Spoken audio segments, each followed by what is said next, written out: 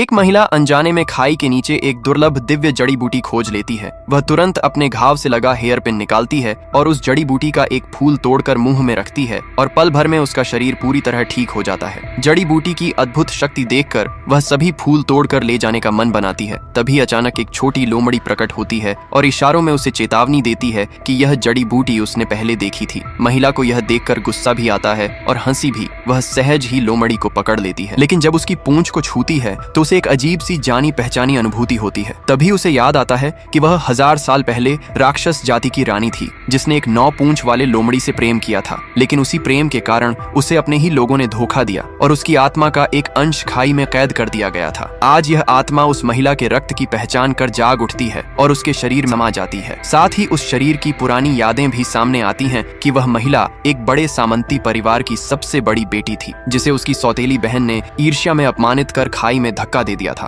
अपने पुराने धोखे और इस शरीर की पीड़ा को महसूस कर वह निश्चय करती है कि अब वह इस अन्याय का बदला लेगी। इसी बीच वह छोटी लोमड़ी उसके दिमाग में बिखरी यादें जगा देती है। हालांकि वह अभी उस पुरुष को पूरी तरह पहचान नहीं पाती। उसे यह नहीं पता होता कि वही 9 पूंछ वाला लोमड़ी अब दुष्ट प्राणियों को पकड़ने वाले विभाग का सबसे शक्तिशाली गुरु बन चुका है और जिस छोटी लोमड़ी को वह पकड़े हुए थी वह उसी का बेटा है। महिला के जाते ही वह गुरु अपने बेटे की तलाश में वहां पहुंचता है और एक इशारे में लोमड़ी को मानव रूप में बदल देता है। उसे पता चलता है कि बेटा उसके लिए औषधि लेने आया था और वह महिला उसे पहले ही ले जा चुकी है। तब वह अपनी शक्ति से महिला का स्थान जान लेता है। उधर मृत समझी गई बड़ी बेटी जीवित लौटकर अपने परिवार के घर पहुंचती है। बहन डरकर भागने की कोशिश करती है, लेकिन वह उसे एक ही झटके में काबू कर लेती है और हेयर पिन उसकी गर्दन पर रख देती है। अब वह पहले जैसी कमजोर नहीं रही। वह बदला लेने ही वाली होती है कि सिपाही आ जाते हैं, लेकिन राक्षस रानी की शक्ति के सामने वे टिक नहीं पाते। घर की मालकिन आकर धमकी देती है, मगर महिला बेपरवाही से बहन को थप्पड़ मारकर चेतावनी देती है। तभी परिवार का मुखिया आता है और बहन उल्टा आरोप लगाकर खुद को मासूम बताती है, जिस पर वह बिना सच्चाई जाने